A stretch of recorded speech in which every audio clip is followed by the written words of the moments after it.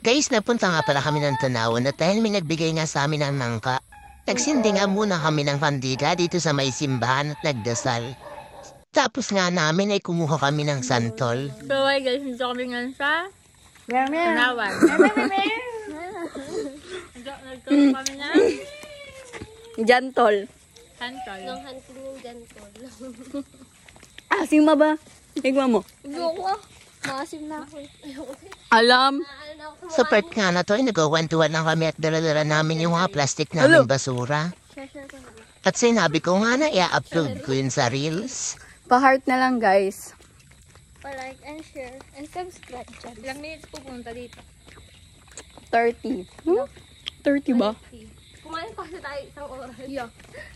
Pauwi na nga kami niya at ayan nagmumuni-muni kami sa paligid habang nagkalakad si Tracy. So, guys.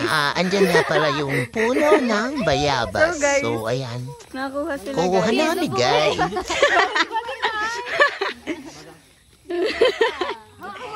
Go guys. Go. Sa part nga na to, naging mandalabog kami. All pack naman pa si Tetet. Sumunod naman si parang may tataron din yan. Di ba nakuha niya yung bayabas? Sarap ba ito? Uy, ano? Ayan, ayan. Video yan. Kala ko po yung pag. Manang bigay ng santol at saka bayabas. Paano kumain ng bayabas? Kuya pa yung isa. Yan na yan. Pwede ba yun yung may bukol? May ganito siya, oh. Ano yan? Bukol. Pwede yan, bakit? Touch. Pinalo. Pas mo na yan. Pauwi na nga kami guys at 30 minutes pa ang aming lalakbayin papunta sa Mahayhay. So ayan, tangkas nga pala ni Rainier si Trace at si Tetet at tangkas doon naman si Noreen. Diba, iunahan namin sila para mabidyohan namin. At nagwawanhan pa nga ako dyan.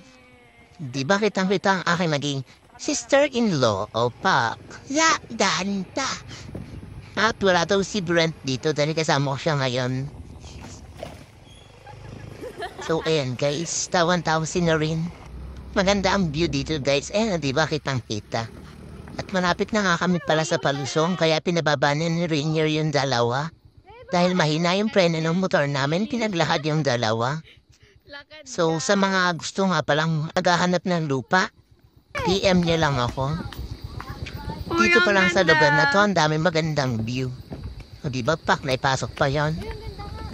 Ayan nga pala guys, ang pwede nyo mabili. Punta na lang kayo dito sa Mahayhay. At ayan, apit na ako pababa. Inaantay nga lang namin dito yung dalawang naglalakad. At sabi ko kay Rainier tumingin.